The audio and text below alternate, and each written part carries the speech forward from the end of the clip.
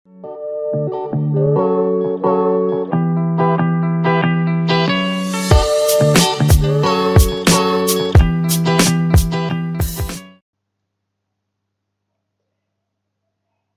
grade 10. Great for you to join again with Unit 2 North Star, Avoiding Identity Theft. That's what we're going to do today. And our focus is going to be on listening to.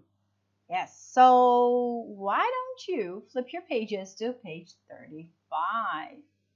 That's where we're going to go.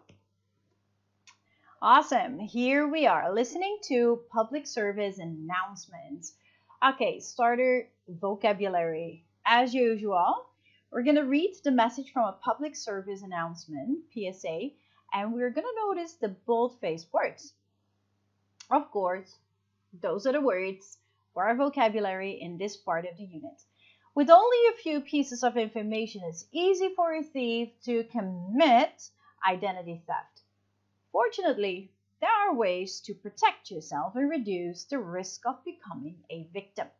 One helpful up is to shred important documents before you throw them away. So we have commit, protect, risk, tip, and shred. 5 words. Now match the bold-faced words from the message with the definitions and write the correct letters. So word and definition, which is which. You can pause your video and do that right now. Go ahead.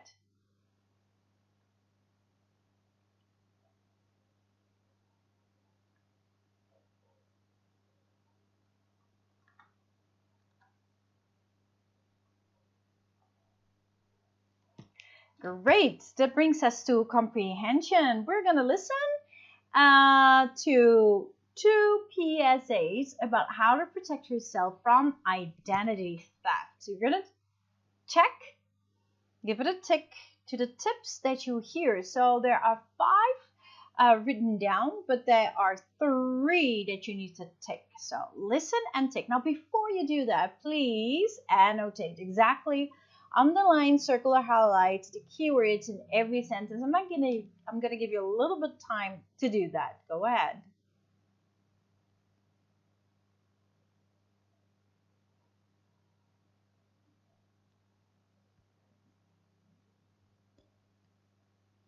Okay, let's go.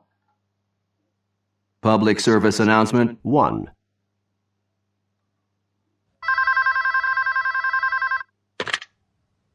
American Bank Visa, may I help you? Yes, I'm calling about my credit card bill. There's a charge for $4,000 that I know I didn't make. Think you're safe from identity theft? Think again. Every minute, 19 people in the United States have their identity stolen. However, there are things that you can do to reduce your risk. First, get a locked mailbox. Don't let a thief steal your mail and use it to steal your identity. Second, be careful when someone asks you for personal information. Don't give out information over the phone, by mail, or on the internet unless you know who you're dealing with. To see more tips on avoiding identity theft, visit the Identity Theft Helpline. Public service announcement 2. Hear that sound? That's the sound of a crime being committed. Every day, criminals find personal information from papers that we throw away. It doesn't take much. A name, an address, an ID number, and the thief has all he needs to commit identity theft. Hear that sound? That's the sound of someone protecting herself from becoming a victim of identity theft. It only takes a minute to shred papers with personal information, but it can save you years of stress and worry. Identity theft is the #1 crime in the United States, with 10 million cases reported this year. Don't become the next victim. To find out how you can stay safe, call the Identity Theft Helpline. Okay, so you heard 3 things while listening to the 2 PSAs, and you would have ticked all 3. Okay, cool. See how important it is that you annotate first, that you really focus on the keywords, and then while you're listening, you don't have to read the sentence, but you're basically just focusing on the keywords. It is impossible for you to listen and read the whole sentence at the same time, right? That's why we annotate first. Okay, that brings us to the listening skill. Listen to an excerpt from PSA 1. What question does the announcer ask, and what is the answer? And why do you think the speaker asks a question? Let's listen. Think you're safe from identity theft? Think again. Every minute, 19 people in the United States have their identity stolen. Okay, now after having listened to this, I would like you to take a moment to write it down. I'm going to let you listen to it one more time, and you're going to answer the question. What question does the announcer ask? What is the answer? What do you think the speaker, why the speaker asks the question? One more time. Think you're safe from identity theft? Think again. Every minute, 19 people in the United States have their identity stolen. Great. Okay. Now, that brings us to the part which is called rhetorical questions. Now, what are rhetorical questions? Basically, they're questions that are asked but that do not need any answer. Okay, they're used to direct the listener's attention, or to bring people in to listen, or to direct them. The speaker does not expect an answer from the listener. Instead, a rhetorical question makes the listener pay attention to an important idea. Yeah? Read and listen to the example. Notice the rhetorical question. Think you're safe from identity theft? Think again. Yeah, so basically, think you're safe from identity theft? Think again. That is a rhetorical question. The speaker didn't expect anyone to answer to that. So it directs the listener to the idea. Don't you think you're safe from identity theft? Hello, think. Even you're not even safe. So we can see that the speaker uses a shortened information form of the question. Do you think you're safe? Just to get you to, hey, no, I don't. Wow, this is scary, and it just brings you to lean in, to listen, and to follow what the speaker basically is saying. So rhetorical questions can either grab the attention of people to listen, but also direct the listener into a certain direction that the speaker wants the listener to go. Okay, listen to PSA 2. The speaker asks two rhetorical questions. What does the speaker want us to pay attention to? I want you to write down the important information. Okay, 1, hear that sound? That's the sound of a crime being committed. So what's the important idea? And number 2, what's the important idea? Hear that sound? That's the sound of a crime being committed. Every day, criminals find personal information from papers that we throw away. It doesn't take much. A name, an address, an ID number, and the thief has all he needs to commit identity theft. Hear that sound? That's the sound of someone protecting herself from becoming a victim of identity theft. It only takes a minute to shred papers with personal information, but it can save you years of stress and worry. Identity theft is the #1 crime in the United States, with 10 million cases reported this year. Don't become the next victim. To find out how you can stay safe, call the Identity Theft Helpline. Okay, so you could hear that for both PSA, the speaker used a rhetorical question. So the first one was hear that sound? That's the sound of a crime being committed. Or hear that sound? That's the sound of someone protecting himself from becoming a victim of identity theft. Now, what is the important idea by hearing this? You can pause your video to answer those questions.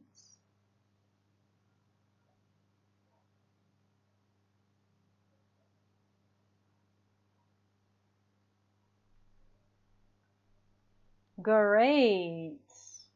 Okay, we will discuss that in our next meeting, right? All the activities are answered and done by you right now. It's kind of you, juggling with it, trying to understand. And during our Zoom meeting, we will discuss the answers to this. So if you happen to have any specific questions, write them down so you won't forget, so you can ask me.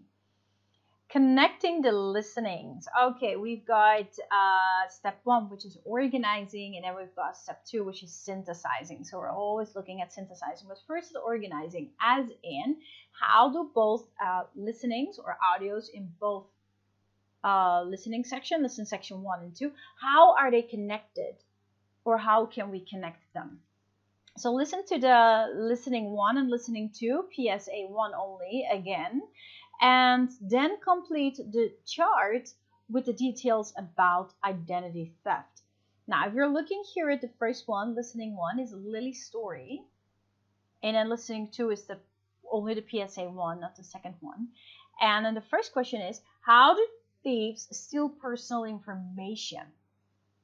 And then in listening 1, in Lily's story, how did they do that? By doing what?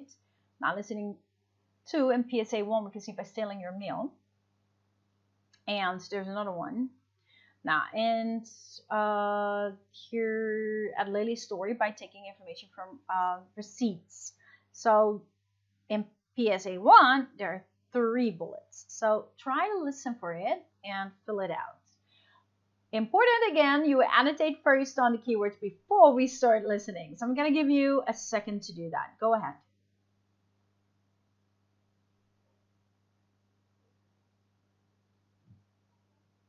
Awesome. Let's go. So you're going to answer this while you're listening, right? Okay, pay attention. Focus. Lily's wallet was stolen at a restaurant.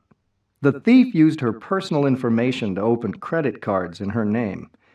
But she had no idea she was the victim of identity theft. Then one day, she was home working on her computer when she got a call from a department store. In this story, Lily describes what happened next.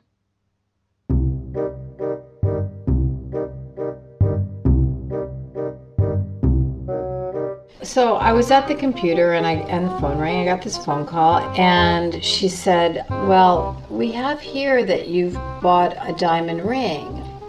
So I'm just confirming the purchase because it's quite a bit of money. And I said, well, what is it? And she says, it's a $5,000 diamond ring. And I said, no, I haven't left the house today, so I wouldn't have bought a diamond ring. And anyway, I don't go to that store. I don't go to your store anymore. And so she said, well, somebody who has your name has purchased a diamond ring for $5,000. And I said, $5,000, a diamond ring? Well, that's not me. I didn't buy it, and I don't authorize the purchase of this diamond ring, okay? So we have a problem. And she said, we don't have a problem. I hate to tell you this, you have a problem. And I said, what are you talking about? She said, I hate to break the news to you, but I think that you have been a victim of identity theft. And I said, a victim of what? And she said, identity theft. And she said, well, when you get this bill, and I said, excuse me, I'm going to get a bill for this? She says, oh yes, when you get the bill, you need to file a complaint. And I said, oh boy. So I did that, I filed the complaint, and then it just went from bad to worse. On Monday, I got home from work and I checked my mail, and there was a bill from another department store and another department store. On Tuesday, there were 2 more bills from 2 other department stores. On Wednesday, there were 3 bills from 3 consumer electronics stores. On Thursday, there were 4 bills from a jewelry store, a clothing store, another department store. By Friday, I had accumulated close to 38 or 39 bills. And I was up to probably close to $30,000 worth of charges, if not more. So by the end of the week, I was feeling totally helpless and like a total victim. What do I do now? I have $30,000 worth of credit card bills in my name with my address. And I felt really exposed. Somebody knows who I am, where I live, what my phone number is, and I'm helpless to stop this. So what did I do? Every night I had to deal with these bills. And yet what you have to do is you have to make copies of the police report, etc., that my wallet was stolen. You have to describe in detail what they had purchased, and you have to write a letter to every single one of these stores that charge me explaining what had happened. And you hope that they will not keep the charges there for you. It took about, I would say, close to 4 months before the whole thing died away, and just a lot of time and a lot of worry. I worried a lot. And the paranoia hasn't left. I mean, I'm still really conscious and nervous about receipts I have. I always rip them up into many tiny little pieces. And the other thing that is really scary is how easy it is to open up credit cards. Shocking. You can go into any store and you can just give them your name, your address. You don't need any proof of identification, and you can open up a credit card at that particular store. They don't really check who you are. How many clerks really look at the back of your credit card and check your signature? Not many. There's all sorts of ways that your identity can be stolen. So I think everybody should be paranoid.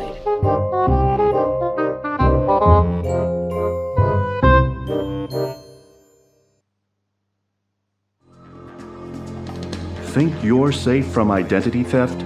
Think again. Every minute, 19 people in the United States have their identity stolen. Okay. You can take a minute to go over your answers. Go ahead.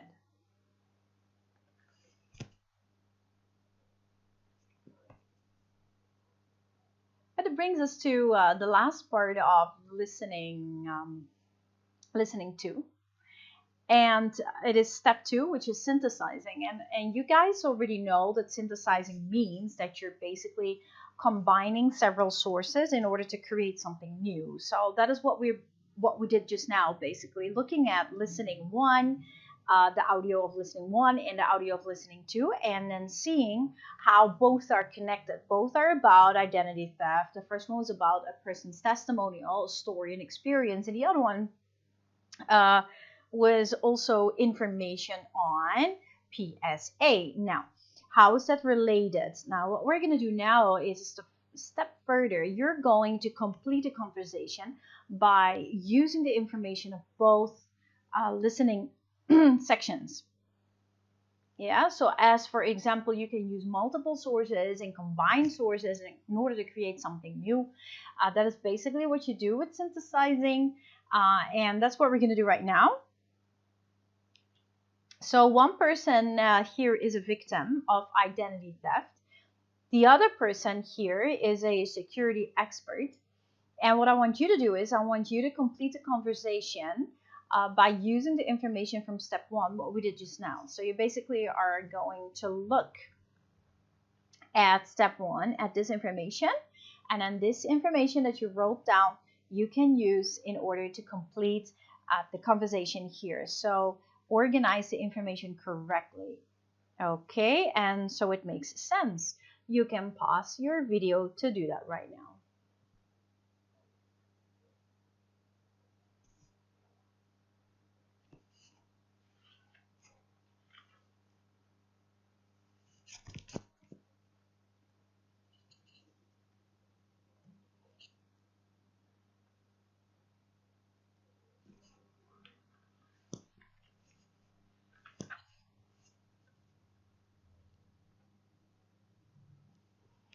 Great. That brings us to the end of listening to. And as a quick review on what we've been doing today, we went over the vocabulary, which were 5 words: commit, risk, protect, tip, and shred.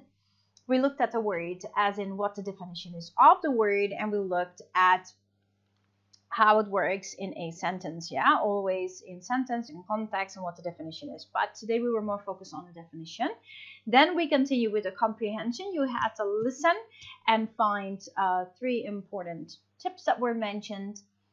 And we talked about rhetorical questions, the questions that we ask and we do not expect any answer from our audience. Why do we still ask them? Then we do because we want to grab the attention from the listener, and or we want to direct the listener into the direction we want them to go.